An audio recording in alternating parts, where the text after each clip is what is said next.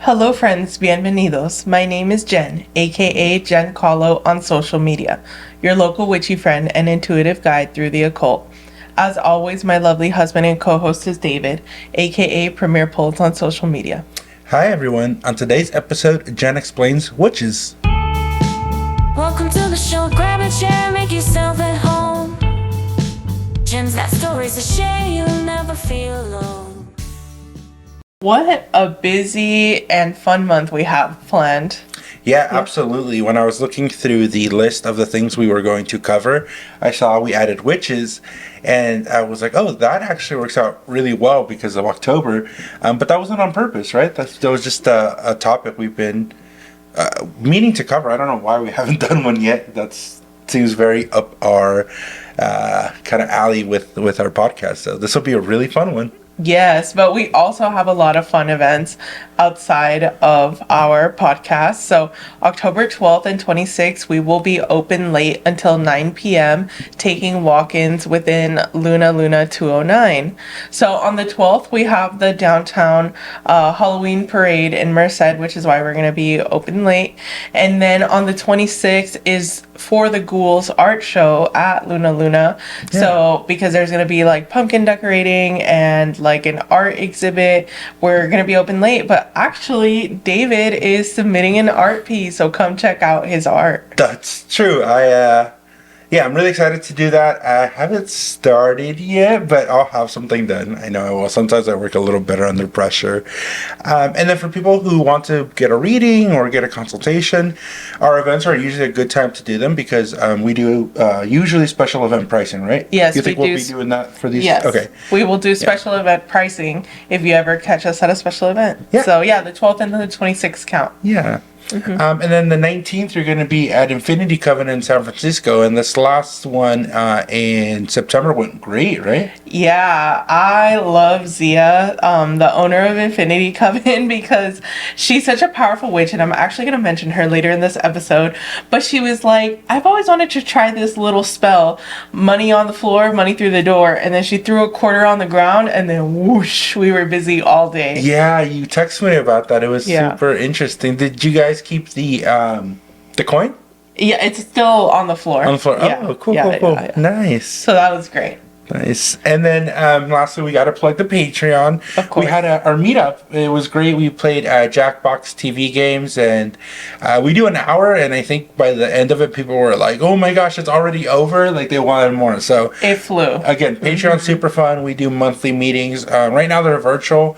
Eventually, if we get enough people, we'd love to do it in person. So if you haven't checked it out, please check out our Patreon. And of course, like one of the biggest things about the Patreon is the exclusive Unhinged episodes, which they used to drop on Thursday, but we changed them to drop on Saturday at 10 a.m. So if you're already a patron, thank you so much. If you haven't and you've been interested, well, we're dropping them live now, Saturdays at 10 a.m. Yeah. All right, let's talk about some comments. Since we film in advance, our comments now are kind of more like blocks of comments as opposed to the previous episode.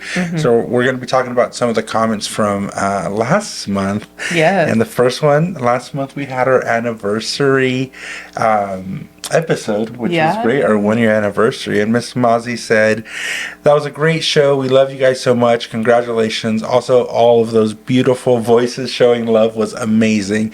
Yeah, thank you so much, everybody who submitted your voice memos. It was very, very touching. And then on our Instagram on that post too, there was just way too many to count. We got a lot of congrats and good job, and that was really nice to see on social media. I still love the voice memo, so even though we're recording in advance, please continue to submit. Yes. We're sort of recording towards the beginning of every month, but we'll still take any questions or comments for any previous or upcoming episodes. So yes, we still want to hear your beautiful voices, but if you're kind of camera shy, then feel free to DM us or comment on our Instagram posts. And then Angel and Crystal now on Instagram also gave us a big congrats on our 1 year anniversary. So shout out to them. Thank you so much.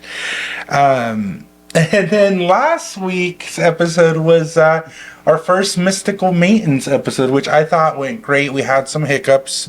With the footage. We lost the footage when we were recording. We had the fans on. I mean, it was a little bit of a shit show. So sorry, Dom. But we tried our best on that one. And that was actually, we discovered these hiccups pretty close to release date, because that one we recorded a while back ago. Yeah, we did. And then when I went to go edit it, I was like, where's my footage? So that was on me. I don't know, it was a fluke. I don't think I've ever missed something that big, so hopefully it doesn't happen again. But you know, that's the beauty of technology. Sometimes it's a hit or miss. But thank you, big old shout out to Dom on that one. And if you're interested in being part of the podcast and you want to do a mystical maintenance with Jen, that's a great opportunity also to get free reading, because yeah, all we ask is your likeness for our content. And everyone to know your business. Pretty much, yeah. And then kind of on that note, Erica on Discord, which Erica's been great. She's so fun. Yeah. She put, where's the free popcorn for Patreon members from Dom's Gourmet Bombs Popcorn? So I know, right? We gotta get her on that so she can plug her popcorn. It's really good. It is really good. So check out her events. They are on our page. When you see the cover art for Dom's episode, just swipe and you'll see it there. Or just go ahead and follow her, Dom's Bomb Gourmet Popcorn, on Instagram. Absolutely. All right. Well, that's enough housekeeping. Now I almost want to have like a special effect in today's episode, like a special sound effect. But we're going to be talking about witches. Yeah. And this is something that we've been wanting to talk about for a while, but it's very timely because last week when I went to San Francisco, someone came in and was like, so what's the deal? Are y'all like Wiccans or what's going on? Not in a bad way. This person was genuinely curious. Yeah. They were like, what do I call you? So I was like, you know what? This is very timely. Because there is a common misconception that all witches are Wiccan, which is not true. There are so many different types of witches. And we'll get into it in a little bit. So there's been a lot of witch parallels in the last 2 weeks. We watched The Wizard of Oz, which we had never seen. True. And then we had a road trip recently, and we were listening to one of my favorite podcasts is Morbid. It's like true crime. Oh yeah. But they had Elisa Kelly on, and they were talking about the Salem witch trials, and then you got the Wicca questions. I don't know. Something's pointing us towards this topic. It's spooky season. And there's a witch out there being like, hey, we need our recognition. Absolutely. And as a fellow witch, I can definitely answer this question. So all Wiccans are witches because that is the proper term, but not all witches are Wiccan. And there is a big difference between religion and practice. So religion is basically sort of like the dogma that you subscribe to. So like Wicca is a religion, and then the practice is being a witch or witchcraft. It's kind of like saying all popes are of the Christianity denomination, but not all Christians are like the Pope, pretty much, right? Yeah. Kind of like all Catholics are Christians, but not all Christians are Catholics. Yes. Okay. Yeah. Basically. Oh, we are inviting some turmoil. Talking about witches, the Pope, Catholics. Shout out to the Pope. Actually, he subtweeted me. Just kidding. But he basically tweeted recently that like astrologers are going to hell, which I was like, hey, look, I made it. But I think it's crazy that the Pope is on Twitter. That's to me, that's the crazy part. But anyway, so yes, there's a difference between religion and practice. And really like Wicca and sort of witchcraft has slowly been seeping into the collective consciousness since like the late 1800s when like the Rider-Waite-Smith tarot came out, and then like early 1900s with Dilemma. So Sorry, you said witches or Wicca? Both. Like witchcraft in general. Well, no, that's not true though, because didn't we hear the Salem witch trials were in the 1600s? I mean, in terms of like something that is accepted that people want to practice. Oh, I see. Okay, got it. Okay, so kind of more mainstream. No, of course, witches have existed since the dawn of time. Okay. Yes. But I mean, in terms of people being a little more open to where they're like, I kind of want to do this. We really saw a big shift, or I would say like the first tiny shift, sort of late 1800s, early 1900s with the Lemma, the Rider-Waite Smith deck coming out, things like that, the OG tarot deck basically. But then towards the 1950s to 1970s, you had like the counterculture hippie sort of revolution. A lot of astrologers point this because Neptune, which rules spirituality and religion and sort of curiosity and things like that, moved into Scorpio, which is like a very intuitive water sign. But anyway, between the 50s and the 70s is when you really had this big counterculture movement with like the hippies and things like that. And that's also around the time that Wicca was created. Okay. Yeah. So it's not super old. No, it's not. It's from like, the origins are debated a little bit between the 40s and the 60s, but still, between that time is when all of that was happening. It was created by Gerald It's like Gardner. Mormonism. When was Mormonism? I don't know, but there's people still alive who are like, oh, I remember when the Mormons started. That's true. We're going against everyone today. This is gonna be a little bit of a spicy episode. Everybody's catching these straight hands. Anyway, sorry. So Wicca was created by a British man named Gerald Gardner. There are a lot of different types of Wicca, just like there's a lot of different types of Christians, but sort of like the most popular and the one that's like the founding type of Wicca, according to like what most historians will agree with, is Gardner Wicca, or Gerald Gardner's Wicca. He was influenced by the Freemasons, by Aleister Crowley, again, the people that came before him, late 1800s, early 1900s, and he really started combining, because he was a British man, he started combining a lot of like folklore and witchcraft and beliefs from Europe. So that's really what encompasses Wicca, or like the foundation of Wicca is just a lot of different cool beliefs from different parts of Europe.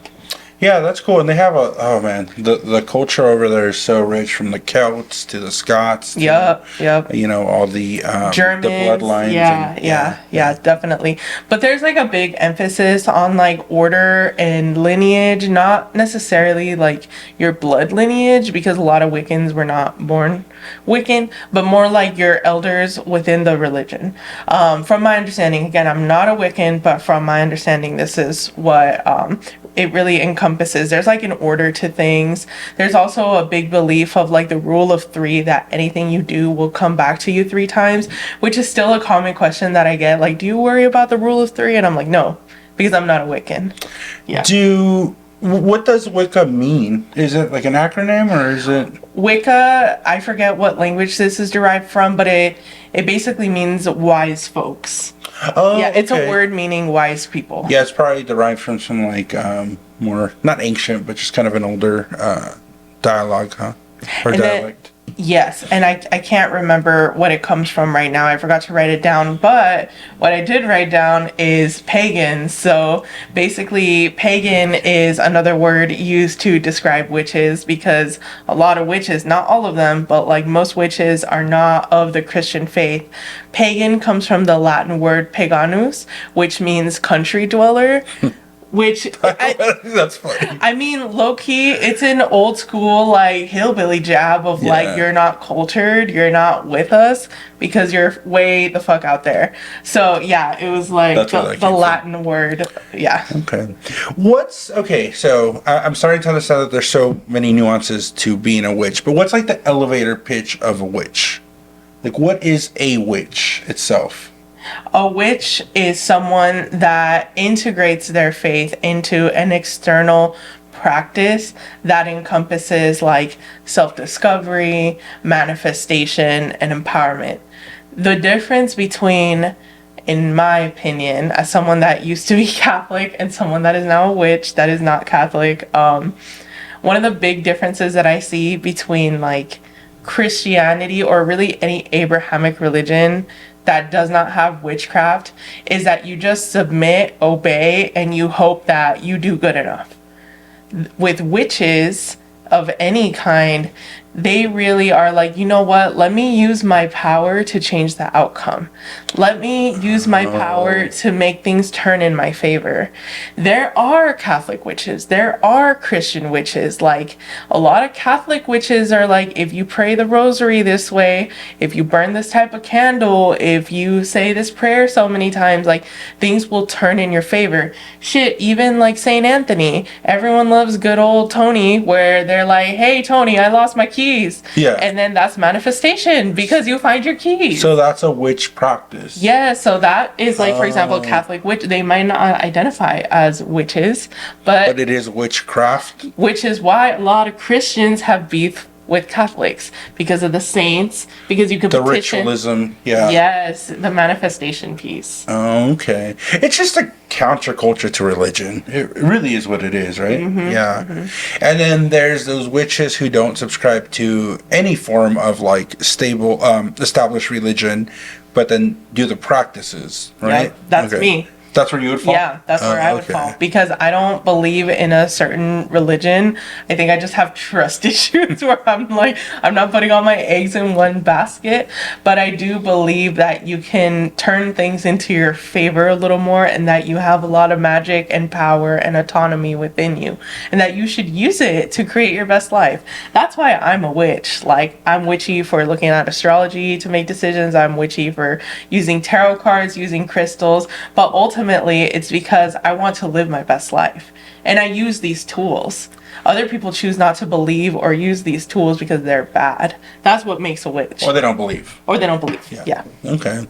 So in your case, it's just like witches bewitching. Yeah. Okay. Yeah. Okay. Yeah, that makes a lot of sense actually. And what about witches as far as like genders? Are witches always like women usually, or is there a difference between witches and wizards? That's like a hot topic. That's basically just semantics. Okay. It's up to people's preferences. There's no like hard or fast rule. In my opinion, there might be a hard and fast rule in like Wicca. There might be a hard and fast rule in like something else. But as far as I've heard people call themselves witches that are born and identify as male. Okay. I think it's really like, what religion are you a part of? Again, like Wicca is a religion. And just what do you want to adopt for yourself? Do we need to do a whole episode on like wizards then too, you think? Or is that a completely different concept? I think that's like a completely different concept, and also I don't really believe in gender. Okay. So, well, I mean, yes. But what colloquially we have a thing called wizards. Yeah, we could do a deep dive into wizards. Let us know if you'd be interested in that. Well, the only wizard I know that's famous is Merlin. What's the thing we love to say? Today, Merlin.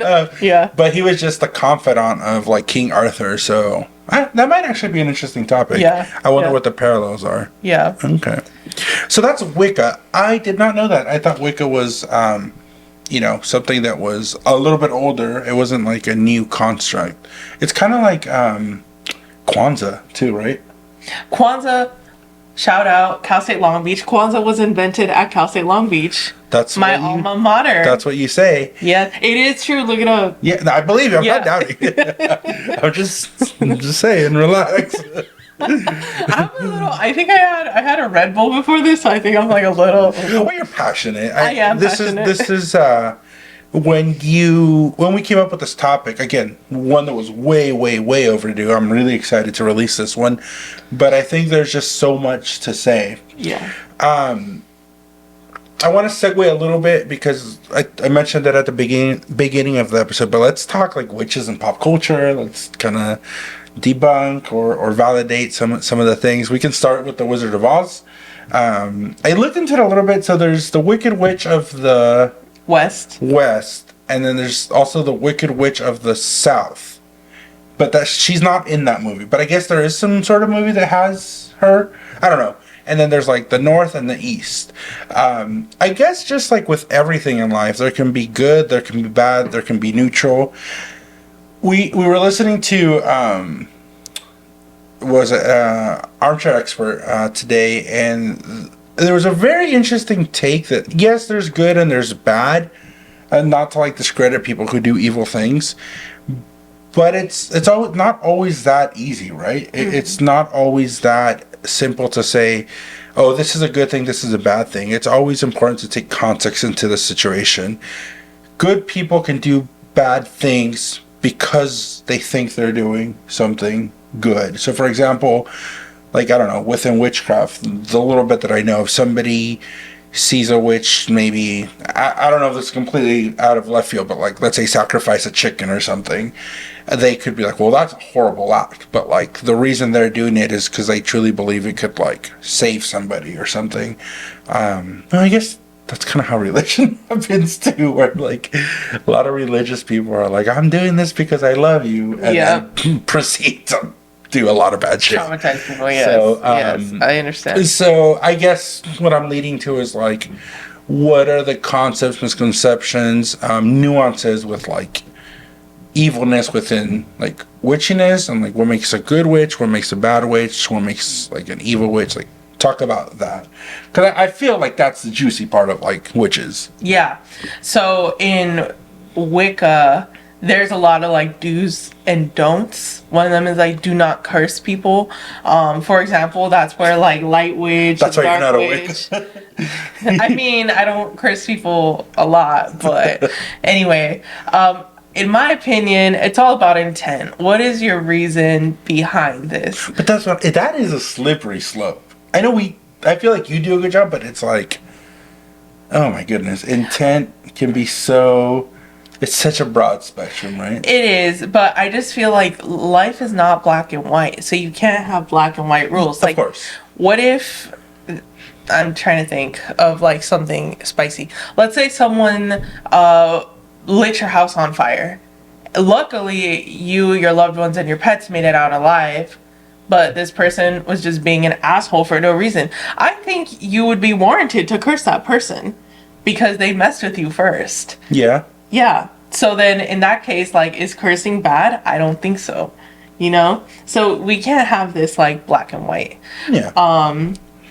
So, okay. So I guess going more into the, just a broad spectrum of like, you know, you're way into the community, you understand the nuances, but somebody coming out, it just has such a strong negative connotation, I believe, to be a witch. So like, where does that derive from?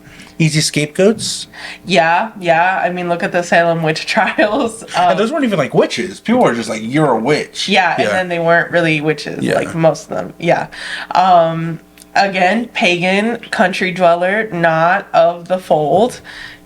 You know, to not be Christian is still to be outside of the mainstream, is still to be outside of the rules of American society, or it's mainly Western society that has issues with like witches and stuff. So yeah, it's really because you're stepping outside of your role, which is sort of another reason why a lot of people think that witches are Wiccan. Because if you think about it, the dynamics of race within that, because you think, and I know a lot of POCs will say this, like, witchcraft is some white people shit, or like being goth is some white people shit, or like being gay is some white people shit, because they expect people of color to fit in a box. Like, there are so many expectations within society, but even more so for people of color. So if you do something alternative as a person of color, like, then you're really... It's like magnified. It's magnified. Yeah. So that's one of the biggest reasons why people associate witchcraft with Wicca, because it's a little more permissible for someone that is not a person of color to do witchcraft compared to a person of color. That makes sense. At least in American society. Yeah. Okay. And then what about like in pop culture? I mean, let's talk about that. I mean, just the stereotype, right? You got the witch with the pointy hat, with the green skin, with the broomstick. I mean, I would be remiss if we didn't touch on that archetype. Yeah. The green skin is actually anti-Semitic. You were telling me that. Yes, because Jewish people are olive toned. And so that's where like the green witch with the big pointy nose, it's a like Jewish caricature stereotype, just because they had different customs, but they still believed in the same God.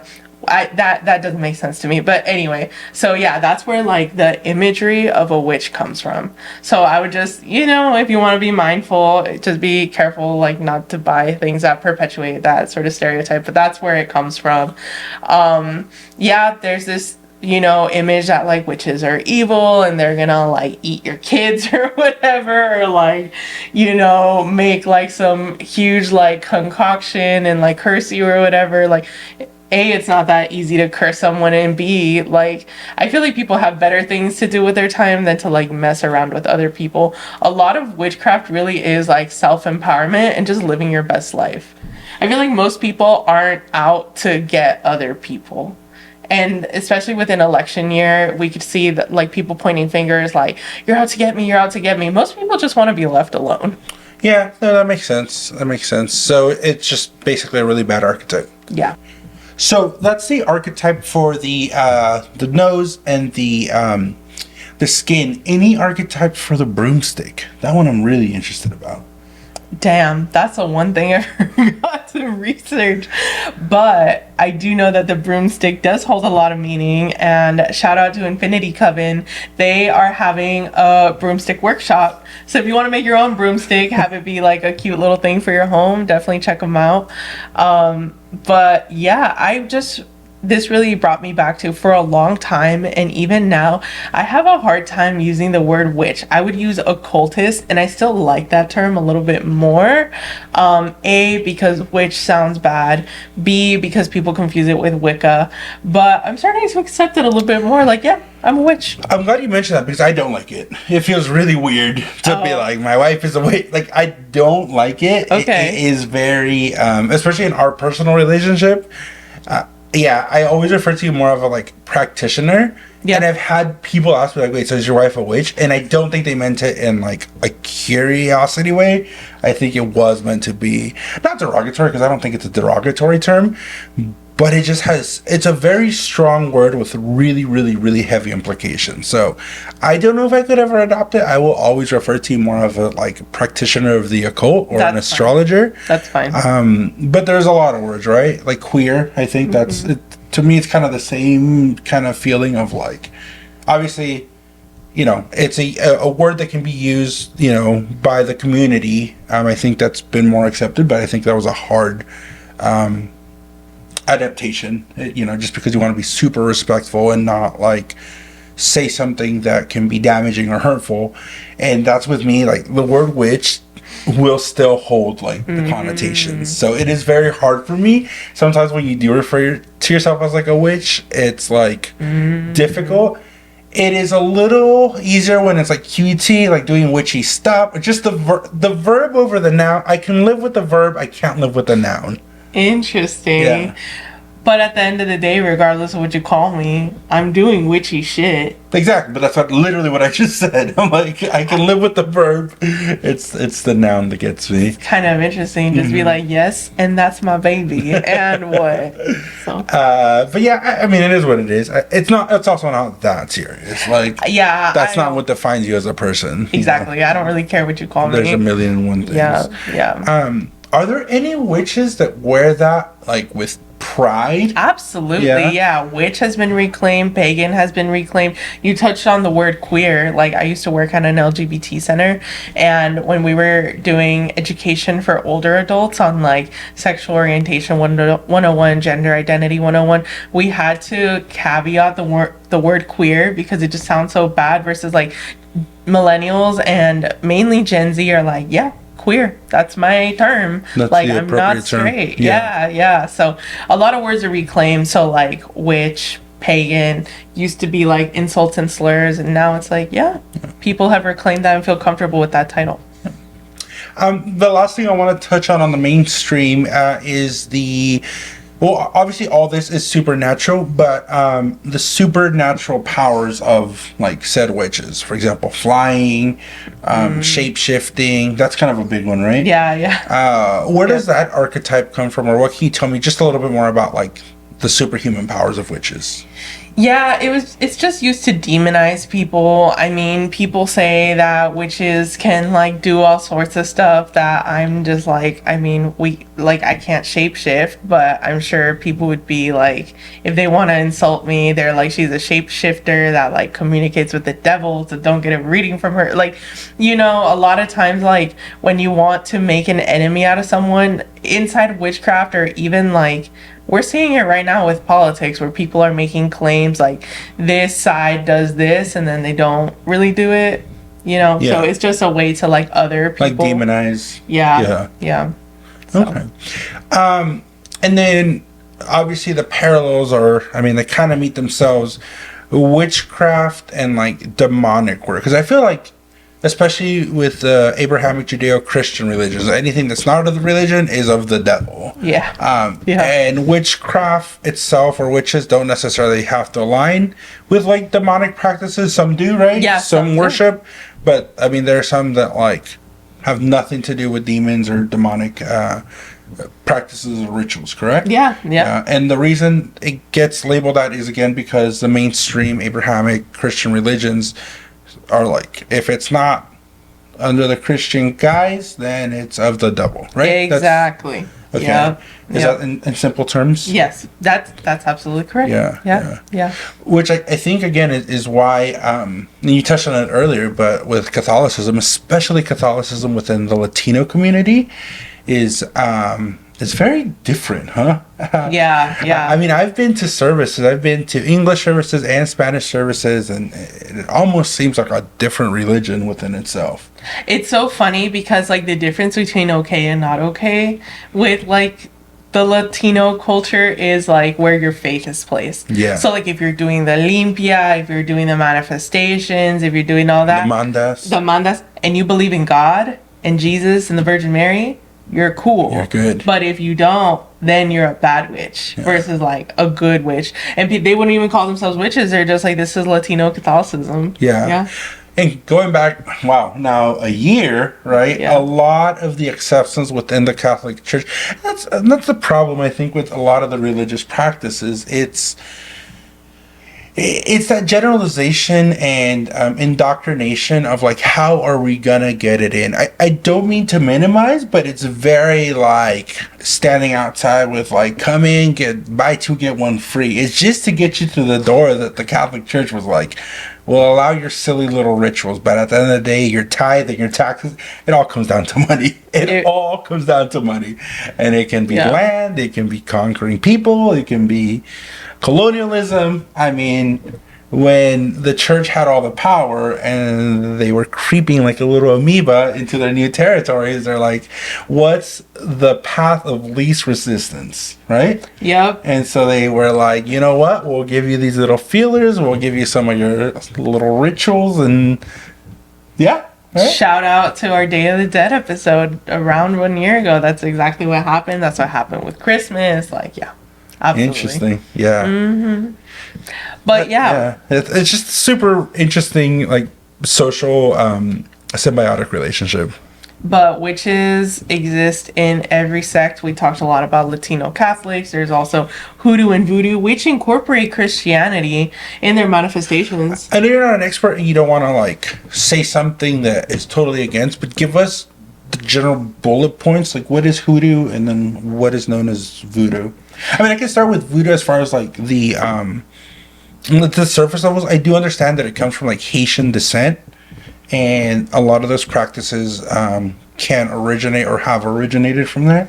Just like African diaspora, Caribbean, like there were a lot of African people and in slavery, unfortunately, brought to like the Caribbean. So like hoodoo voodoo is basically anyone of like African descent that has that like in their lineage and in their ancestry.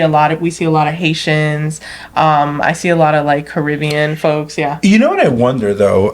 Not this is literally a thought that's coming to me.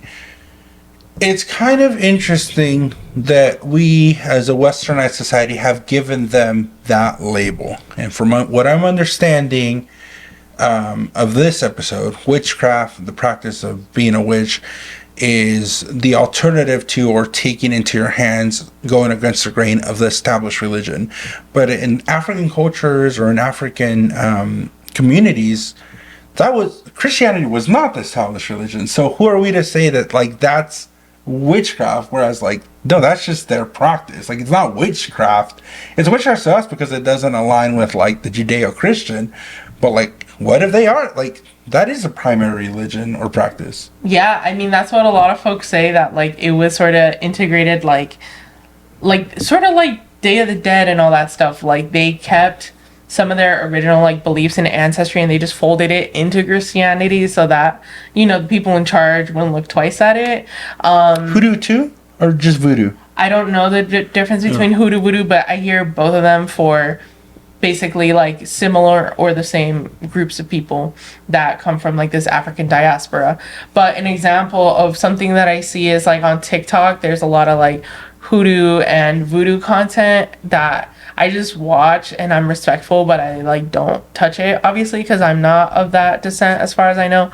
But for example, someone was like, if you want to manifest success in the beginning of the month, wash your floor or wash your doors with like Florida water and say like Psalm something something as you like go from top to bottom. Or like there was like a manifestation bath where it's like make like a rice bath. You're basically making yourself an horchata.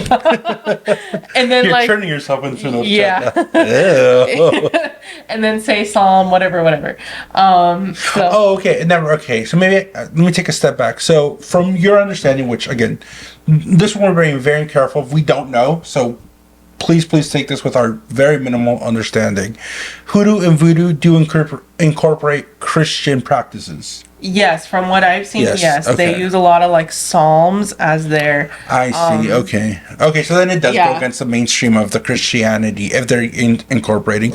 I guess But if you were to tell someone like from the South, like from Louisiana, they'd be like, I'm a Christian, what are you talking about? Like, I'm not a witch. I guess it's just our form of Christianity. Yeah, I guess if you go back to like Haiti, right, in its origins, or those like you said, kind of those African countries before they were introduced to Christianity, if they had some of these practices before even knowing what Christianity is, that's not witchcraft, that's just their original practice, right? Yes, but basically like what I'm defining as witchcraft, and a common definition I see of witchcraft is like the difference between like non-witchcraft and witchcraft is the fact that you're trying to like make your life turn a certain way instead of just accepting the cards you're dealt and like hoping for mercy. The difference between manifestation and prayer is prayer, you're like, please, I beg of you, give me this thing, and manifestation is like, I'm gonna make that thing happen.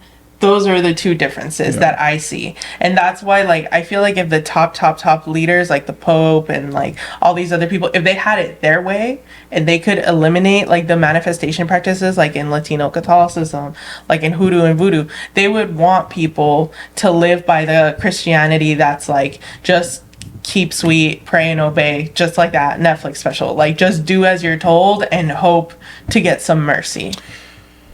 It all becomes so circular too, because at the end of the day, like, practices aside, right? With religion, we're just going at the Catholic Church because we know the Catholic Church. But what's the practice? Transcending, like, where they turn the wine into blood. Yeah, I don't remember what it's called. You say it all the time. You use the term all the time. Transcendence? Is it transcendence? Transcendence, beauty. Something trans. Yeah. I agree with you. Yes, it's something trans. It's like, at the end of the day, that's like ritualistic. Yeah. Right? And it's just very interesting because religion, and that's what it is. It's a societal concept of groups of people saying, like, we're going to have a held belief. How you have a held belief, I mean, you can't just say it once and then it stays in the ethos. I mean, you say it, you practice, you ritualize. So even religion itself is a ritual of societal bonding. So it just becomes so circular. And what I'm realizing is just the nuance, right? And I think that is also why I'm such a huge skeptic. Because at the end of the day, it's all the same concept of like, here's something we don't understand. We're going to put a lens, a filter, and we're going to say, this is why this is. And as humans, we're just not okay with not knowing. For you, I understand your practice. I understand, your beliefs, your manifestation. For me, from my perspective, it's like, it's all the same to me. Like religion, witchcraft, it doesn't matter. They don't hold a hierarchy. I don't believe in it because I think, again, one nuance is not gonna define an outcome. You know, it's like the world is how it is based on the physical properties, not any extra spiritualistic or magic properties where you come in and again, I totally respect your validity and I understand this whole episode and what we're going through. But as a skeptic, which I feel like I feel like I have let off the gas a little bit on my skepticism as far as like presenting it. I'm still a full-blown skeptic. Yeah. And just a little side note, as we start going and growing and people ask us about our show, how we do, you know, the plot has been the same. You're the believer, I'm the skeptic. But I'm starting to get a little more of like, so do you believe now? Or like, what are your thoughts now doing this? And it's like, no, my stance has never changed and will never change. A year of doing this, there's nothing I think that we've covered that's been like, oh my gosh, like, no, that totally makes sense. But just all that to say that, like, this is the skeptic's belief, like, from an outsider looking into it, because obviously the beef is between, like, the witches and the Christians and that. But to me, it's like, it's all the same shit. Like, I don't know. I have no beef with anybody as long as you're not telling me what to do.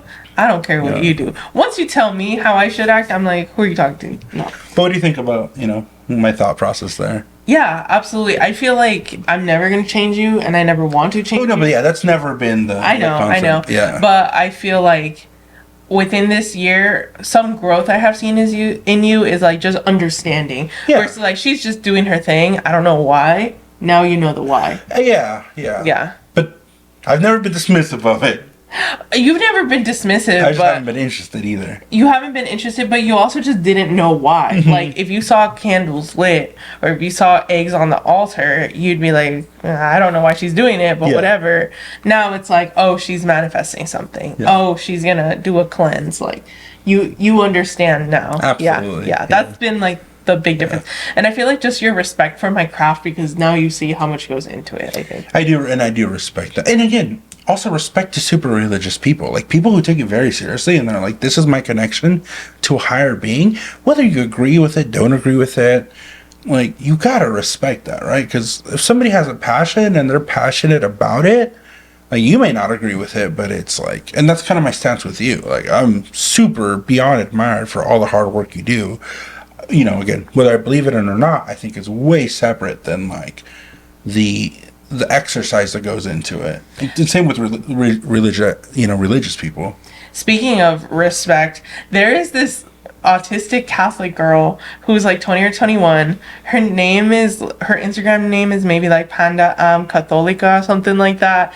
But yeah, she documents like her journey with Catholicism, and a lot of witches follow her just because they just respect like the ritual, the dedication to the spiritual. And also she's not like, you know, XYZ is going to hell. Like, she's very much like, this is my journey. So yeah, even like famous astrologer. She's a religious witch? Or what is she? No, she's a Catholic girl. Oh, she's Catholic. Yeah. She shares like her Catholic journey and her Catholic marriage. But it's just so wholesome. And yeah. That's what I'm saying. Like, but like, even astrologer Annabelle Gatt, super famous, Aliza Kelly's mentor, like, follows her. Yeah. So like, yeah, we are willing to respect anybody as long as you don't beef with us. Yeah, and for me, I mean, it comes out to being more of a humanist, right? Like, to me, the most powerful thing you can be on this earth is not a Catholic, is not a Christian, is not a witch. The most powerful thing you can be on this earth is a human. Yeah. And like, that's where I get a little like, that's enough, right? Enough. Like, that is enough. Like, just, you know, if we want to use the language of supernatural, like, the miracle of you just being here as a person should be enough to satisfy our cup of like, whoa, we are here, you know? But then obviously we need more. Yeah. Like my outro, I say, remember the magic within you makes the world a more beautiful place. If you don't believe you have magic within you, just you being you makes the world a more beautiful place. Like, I absolutely wholeheartedly agree with that. Yeah. What a wonderful episode. I think it's been a while since we've had like a good, I don't want to say this was a debate, but just a good lively conversation.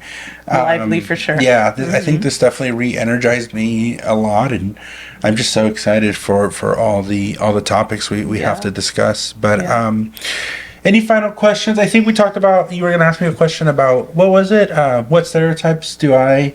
Oh yeah, what stereotypes do you hear about like witches that you're still confused about? Not confused. Again, all the stereotypes to me are just like Hollywood based. To me, the biggest stereotype was like, again, it's got its parallels within like demonics, and I think, you know, I've understood that that's not always the case. I mean, some witches do, but some witches don't, and it doesn't really matter, I guess. That's another part of it, which is like semantics.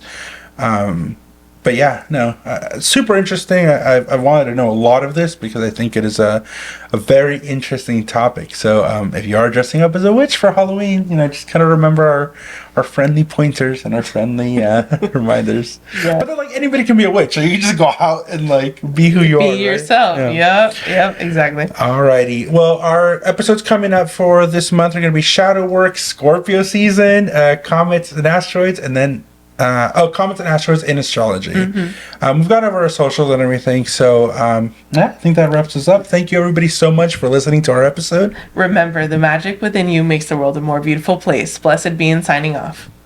Bye.